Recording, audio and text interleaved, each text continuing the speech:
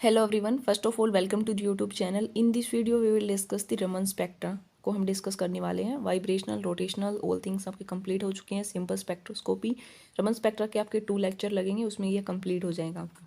उसमें हमें रमन स्पेक्ट्रा में आपका पहले आपको देखना है, हमें उसकी इंट्रो देखना है, उसका इंट्रोडक्शन क्या होगा. बाद में हम उसकी एक्सप्लेनेशन देखेंगे, जो भी आपका रमन इफेक्ट है, रमन इफेक्ट की एप्लीकेशन देखेंगे. देन हम देखेंगे concept of polarisability Raman spectra के अंदर.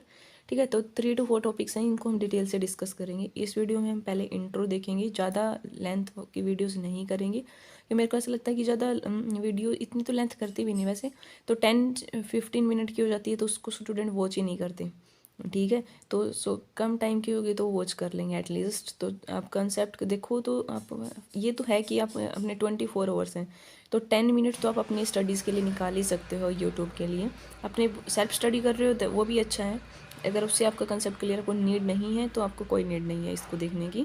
अगर आपको ऐसा लगता है कि आपका कॉलेज में नहीं हुआ या वैसे आपको समझ नहीं आ रहा, तो आप इनको देख सकते हो. इतनी लेंथ की वीडियोस नहीं है.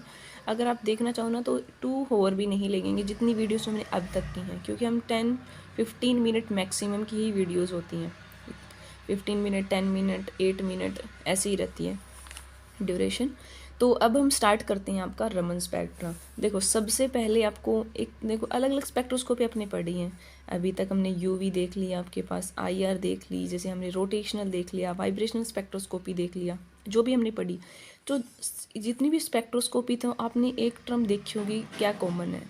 आप बताओ क्या कॉमन है रमन स्पेक्ट्रा और इनमें क्या डिफरेंस है, और इन स्पेक्ट्रोस्कोपी में क्या टर्म आपके कॉमन है. तो आप वीडियो को पॉज करके सोचो 1 मिनट के लिए, देन इसको स्टार्ट करना. ठीक है, तो देखो यूवी देखा हमने, आईआर देखा, जितने भी स्पेक्ट्रोस्कोपी थे ना, सब में क्या होता था, absorption of light by molecule. कोई भी मॉलिक्यूल है उसमें जैसे हम रेडिएशन डाल देते तो लाइट का क्या होता था, मेनली हम देखते थे एब्जॉर्प्शन. बट जो रमन स्पेक्ट्रा है, ठीक है, तो रमन स्पेक्ट्रा में क्या होता है, एब्जॉर्प्शन ऑफ लाइट नहीं होता. ये डील करती है आपके पास स्कैटरिंग ऑफ लाइट. इसमें क्या होती है, स्कैटरिंग ऑफ लाइट. तो सबसे पहले जितने भी हम टिल नाउ डील करते आ रहे हैं, लाइट का एब्जॉर्प्शन देख रहे हैं मॉलिक्यूल का, बट रमन स्पेक्ट्रोस्कोपी में हम डील करेंगे स्कैटरिंग ऑफ लाइट. इसमें एब्जॉर्प्शन नहीं देखेंगे, स्कैटरिंग ऑफ लाइट से हम डील करते हैं. तो ये मेन, आपसे कोई भी पूछ ले क्या बताओ रमन स्पेक्ट्रा उनमें क्या डिफरेंस है, कॉमन. हमें आगे पॉइंट नहीं पूछना, सिंपल कॉमन. तो ये बताओ कि इसमें एब्जॉर्प्शन, ये स्कैटरिंग ऑफ लाइट है. ठीक है, इसमें क्या होता है कि जैसे कोई भी बीम आई, मोनोक्रोमेटिक लाइट है, ये आपका सब्सटेंस मान लिया. जैसे ये कोई लाइट आ रही है, मोनोक्रोमेटिक लाइट मान ली हमने. मोनोक्रोमेटिक का मतलब आपको पता होगा, सिंगल वेवलेंथ, एक ही कलर की. जैसे आपको सोडियम लैंप होता है आपका 5893 एंजिस्ट्रोम, ये मतलब अलग अलग एक ही ओन वेवलेंथ है. तो मोनोक्रोमेटिक लाइट आई, कोई भी बीम डाली मोनोक्रोमेटिक लाइट की, हमने पास की, मान लो ये सब्सटेंस से हमने पास करी. तो पास करने के बाद क्या होता है कि कुछ फ्रैक्शन ऑफ लाइट, आप इसे बोल सकते हो कि स्मॉल फ्रैक्शन ऑफ लाइट है ना, वो आपका क्या हो जाता है, स्केटर हो जाता है. इसमें से स्केटर्ड हो जाता है. ऑलमोस्ट जो एंटायर स्केटर्ड रेडिएशन है ना, वो डिपेंड करती है कि ये इतना स्केटर. मान लो आप इंसिडेंट फ्रिक्वेंसी हमने मान लिया कि आपके पास वी आई से डिनोट कर दो, इसको डिनोट कर दो वी एस से. अब हम देख लेंगे ऑलमोस्ट जो एंटायर स्केटर्ड रेडिएशन, उसकी फ्रीक्वेंसी अगर इंसिडेंट रेडिएशन की इक्वल है, मान लो 3 केस पढ़ने हैं आपको, बिल्कुल सिंपल है, अच्छे से पढ़ना आप इसको. देखो V I is equal to V S means क्या है इसका, कि इंसिडेंट और स्केटर्ड रेडिएशन दोनों की फ्रीक्वेंसी सेम है. सेकंड क्या हो सकता है कि वी आई ज़्यादा हो सकता है वी एस से. फोर्थ क्या हो सकता है कि वी आई वी एस ज़्यादा हो सकता है. तो अगर आपके इंसिडेंट जितनी और उतनी स्कैटर्ड हो गई, दोनों की फ्रीक्वेंसी इक्वल है, तो उसको हम क्या बोलते हैं, रेलिंग लाइन.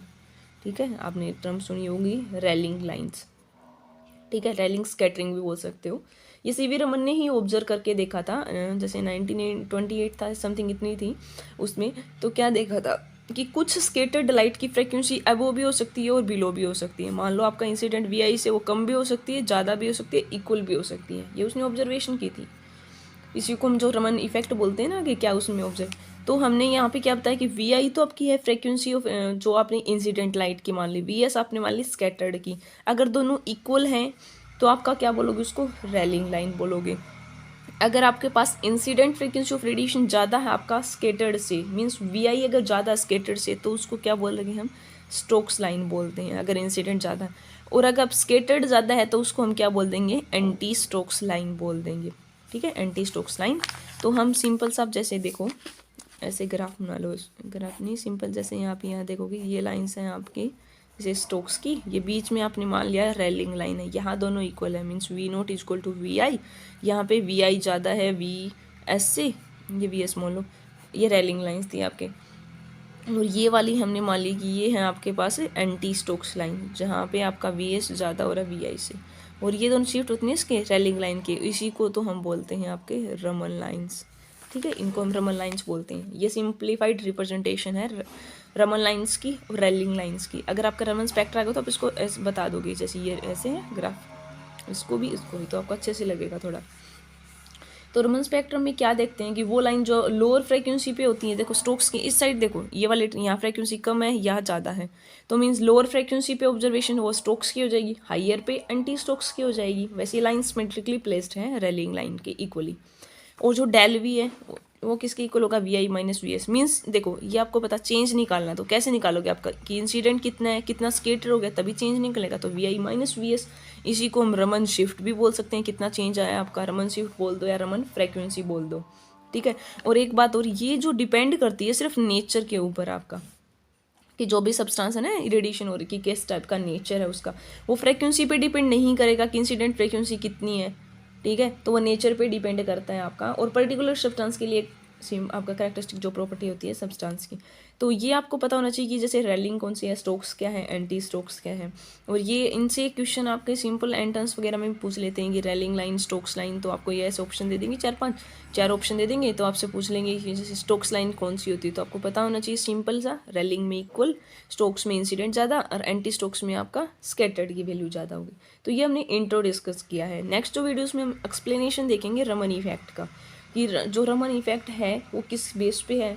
हम प्लैंक क्वांटम थ्योरी के बेस पे एक्सप्लेन करते हैं, और प्लैंक क्वांटम थ्योरी तो आई होप आपको बहुत अच्छे से पता होगी, फिजिक्स में हम पढ़ते आए हैं 11th-12th से ही। तो प्लैंक क्वांटम थ्योरी के बेस पे हम उसको एक्सप्लेन करते हैं, फिर उस ग्राफ से देखते हैं कि इंसिडेंट ज़्यादा किसके लिए है, फ्रीक्वेंसी, वो ऑल थिंग्स हम डिस्कस करेंगे। नेक्स्ट आपका पोलराइजेशन वाला कंसेप्ट डिस्कस करेंगे। ठीक है, तो आई होप आपको ये समझ आया होगा। Thanks for watching my channel.